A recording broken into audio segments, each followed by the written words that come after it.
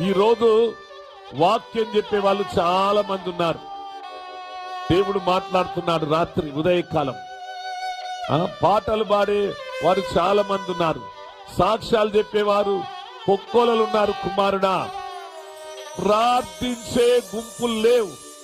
ఎందుకయ్యా ప్రార్థించే గుంపులు లేవంటే ప్రార్థించే వారికి ఎలాంటి గుర్తింపులు ఈ లోకంలో లేవు.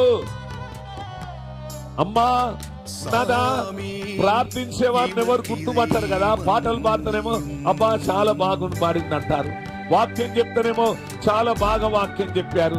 ఇదిగో సాక్ష్యం చెప్తానేమో ఈ సాక్ష్యం బాగుంది అంటారు. కానీ ఇదిగో ప్రార్థించే వారికి ఎలాంటి గుర్తింపు ఉండదు. ఎందుకంటే నువ్వు ప్రార్థన చేసినప్పుడు గదిలోనికి వెళ్లి మోకాళ్ళ మీద ఉండి కన్నీళ్లు గార్చి ప్రార్థన చేయమన్నారు. కనుక మీలో ఎంతమంది భారము కలిగి ప్రార్థిస్తున్నారు? ఎంతమందికి ప్రార్థన జీవితం?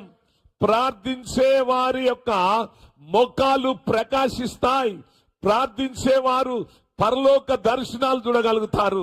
ప్రార్థించేవారు ఉంటే ఈ ప్రపంచమే మారుతుంది. ప్రియమైన దేవుని పిల్లలారా, ప్రార్థించేవారు లేరు బిడ్డ, తక్కువ. వాక్యం చెప్పేవారు ఎక్కువ ఉన్నారని దేవుడు ఉదయకాలం నేను రాత్రంతా ఏడ్చాను బాగా. మేము రాత్రంతా కన్నీళ్ళ ప్రార్థన.